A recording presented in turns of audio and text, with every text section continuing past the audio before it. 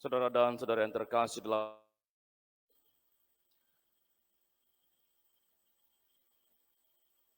apabila saya membaca Injil pada hari ini memperingatkan peristiwa yang berlaku kepada saya.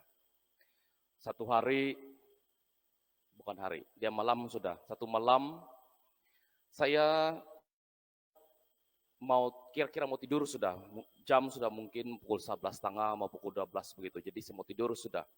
Sudah saya tarik selimut, saya mau tidur. Tiba-tiba saya punya telepon berbunyi, ada orang telepon saya. Jadi saya tengok dan siapa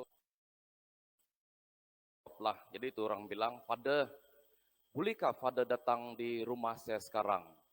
Saya punya mama sakit bah," dia bilang, "sakit kuatlah dan mau minta pengurapan sama Father," dia bilang. Jadi saya berpikir, mau pergi kah? Tidak, sebab sudah tarik selimut bah, mau tidur sudah kan. Kalau kau, saya rasa kau pun tidak pergi. Jadi saya berpikir, saya bilang mau pergi ke tidak, mau pergi ke tidak, mau pergi ke tidak. Jadi saya bilang, kalau saya tidak pergi, siapa lagi yang mau pergi? Jadi saya pergilah. Oke, di mana rumah kamu? Saya bilang, tidak jauh juga bah itu. Dari Inanam pergi di Manggatal. Waktu itu saya bertugas di Inanam. Jadi saya pergi di sana, mau masuk itu kampung lagi. Sampai di sana saya tidak dapat jumpa itu rumah dia. Saya mau telepon, tidak lain pula di sana. Jadi saya tersesat sudah di kampung dia itu. Jadi saya balik lagi. Baru saya terjumpa ada orang berdiri di siring jalan. Jadi saya coba mau tanya. Rupanya itu orang menunggu sama saya di siring jalan sudah. Jadi kira-kira mau pukul 1 sudah. Jadi saya pergi di rumah dia, sudah pengurapan, sudah kasih doa untuk mama dia, cerita-cerita sekejap, pun mau pukul 2.30 sudah. Jadi saya pulang rumah pukul 3 sudah. Tetapi apa yang membuatkan saya gembira adalah satu sukacita yang tidak dapat digambarkan Walaupun pada mulanya saya berat hati untuk mau pergi. Tetapi biarpun saya memaksa diri saya pergi untuk pergi melayani pada malam itu, tetapi selepas kejadian itu saya merasakan satu sukacita yang begitu besar yang tidak dapat digambarkan yang tidak dapat diberikan oleh dunia. Karena apabila melihat wajah mereka yang begitu lega, melihat sukacita yang tergambar dalam diri mereka karena mereka lega karena dapat ibu mereka dapat diurapi. Dan itulah perasaan saya. Dan saya percaya kadang-kadang kita pun begitu Kadang-kadang kita melakukan pelayanan ataupun kita melakukan satu pekerjaan kadang-kadang kita berat hati untuk mau melakukannya. Kita berat hati.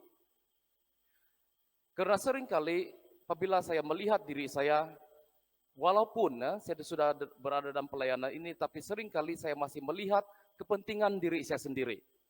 Saya masih melihat apakah yang saya dapat kalau saya melakukan ini, saya melakukan itu. Dan saya percaya setiap kita juga mempunyai pikiran yang begitu. Bukan saja dalam pelayanan, tetapi juga di dalam pekerjaan kita. Lebih-lebih lagi kalau hari Sabtu mau pergi kerja,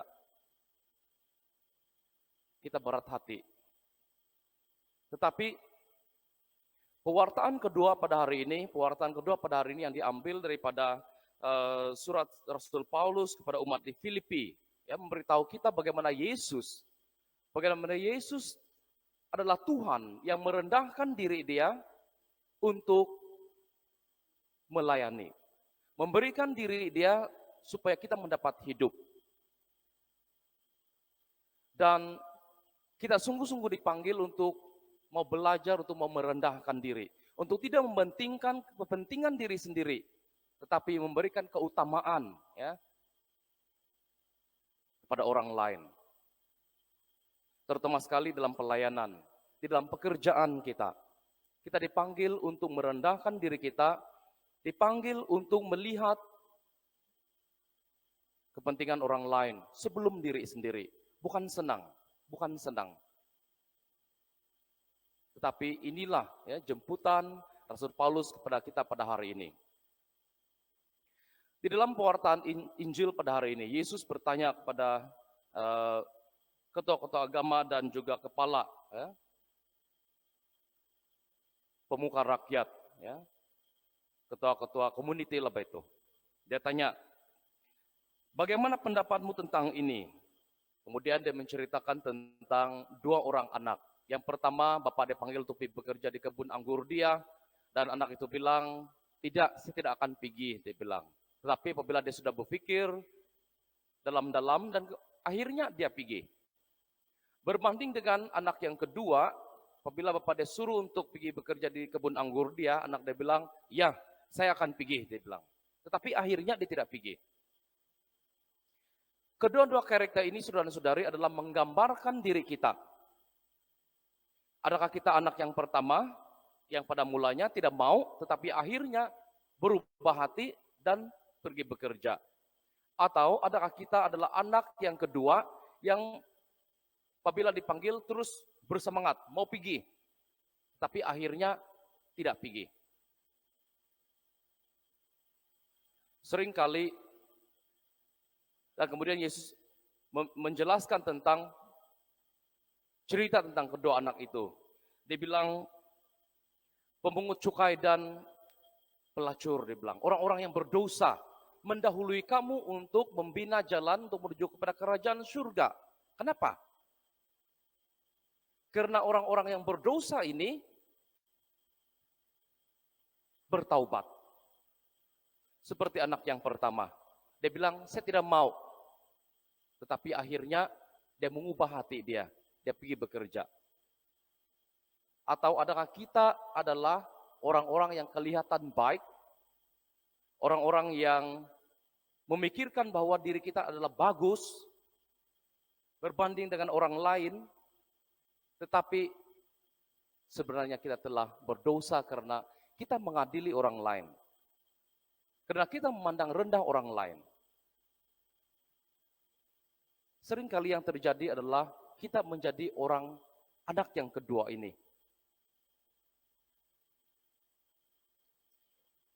Saudara dan saudara yang terkasih dalam Kristus,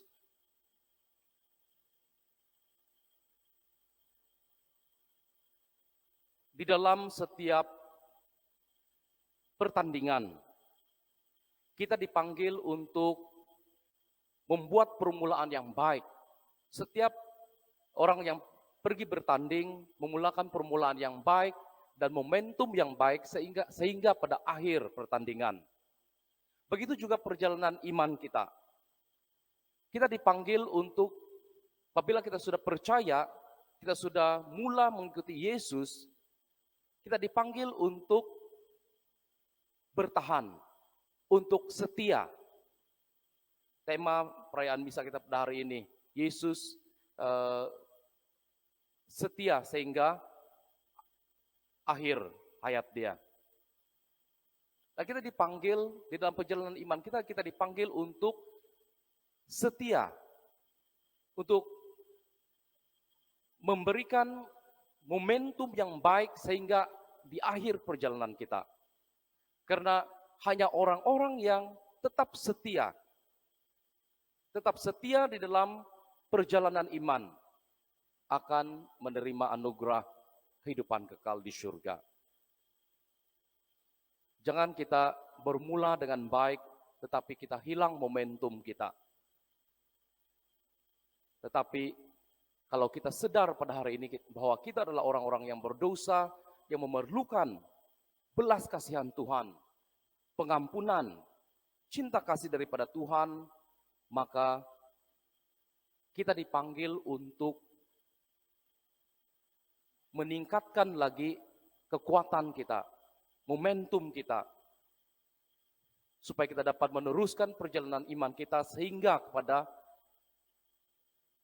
tujuan perjalanan kita, yaitu kehidupan kekal. Dan oleh itu gereja memberikan kita sakramen-sakramen. Sakramen perayaan misa, ekaristi, dan menerima tubuh Kristus yang memberikan kita kekuatan di dalam kehidupan kita setiap hari. Kita diberikan sakramen pertobatan dan pengakuan dosa supaya kita dapat kembali kepada Tuhan. Maka ini memerlukan kerendahan hati kita untuk melihat diri kita sendiri bahwa kita adalah orang-orang yang lemah, kita adalah orang-orang yang memerlukan belas kasihan dan cinta kasih Tuhan, maka barulah kita boleh membenarkan Tuhan untuk berkarya, untuk memberikan kekuatan bagi diri kita. Kalau kita sombong, kita menganggap diri kita baik, kita menganggap diri kita tidak memerlukan kekuatan Tuhan, maka kita akan menjadi lebih jauh meninggalkan Tuhan. Oleh itu saudara dan saudari, kita bersyukur dan terima kasih kepada Tuhan karena sabda Dia pada hari ini yang sungguh-sungguh ya, memanggil kita untuk melihat jauh ke dalam diri kita, untuk bertanya, adakah saya adalah anak yang pertama atau adakah saya anak yang kedua? Bagaimanakah momentum ataupun bagaimanakah perjalanan iman saya pada hari ini? Adakah saya mempunyai kerendahan hati untuk mau memohon supaya Tuhan terus-menerus memberikan kekuatan kepada saya?